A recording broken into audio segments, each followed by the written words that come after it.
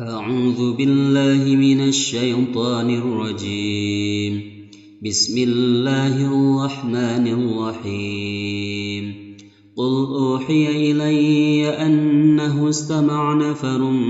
من الجن فقالوا إنا سمعنا قرآنا عجبا يهدي إلى الرشد فآمنا به ولن نشرك بربنا أحدا وأنه تعالى جد ربنا ما اتخذ صاحبة ولا ولدا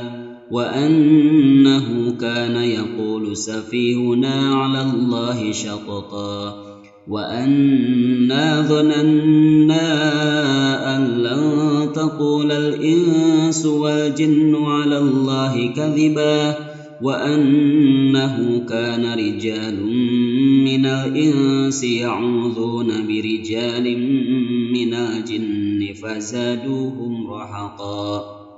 وأنهم ظنوا كما ظننتم أن لن يبعث الله أحدا وأنا لمسنا السماء فوجدناها ملئت حرسا شديدا وشهبا وأنا كنا نقعد منها مقاعد للسمع فمن يستمع الآن يجد له شهابا وصدا وأنا لا ندري أشر أريد بما في الأرض أم أراد بهم ربهم رشدا وأنا منا الصالحون ومنا دون ذلك كنا طرائق قددا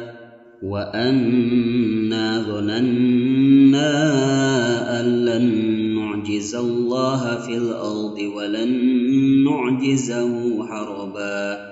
وأنا لما سمعنا الهدى آمنا به فمن يؤمن بربه فلا يخاف بخسا ولا رهقا وأنا منا المسلمون ومنا القاسطون فمن أسلم فأولئك تحروا رشدا وأما القاسطون فكانوا لجهنم حطبا وأن لو استقاموا على الطريقة لأسقيناهم ماء غدقا لنفتنهم فيه ومن يعرض عن ذكر ربه يسلكه عذابا صعدا وأن المساجد لله فلا تدعوا مع الله أحدا وأنه لما قام عبد الله يدعوه كادوا يكونون عليه لبدا قل إنما أدعو ربي ولا أشرك به أحدا قل إني لا أملك لكم ضرا ولا رشدا قل إني لن يجيرني من الله أحد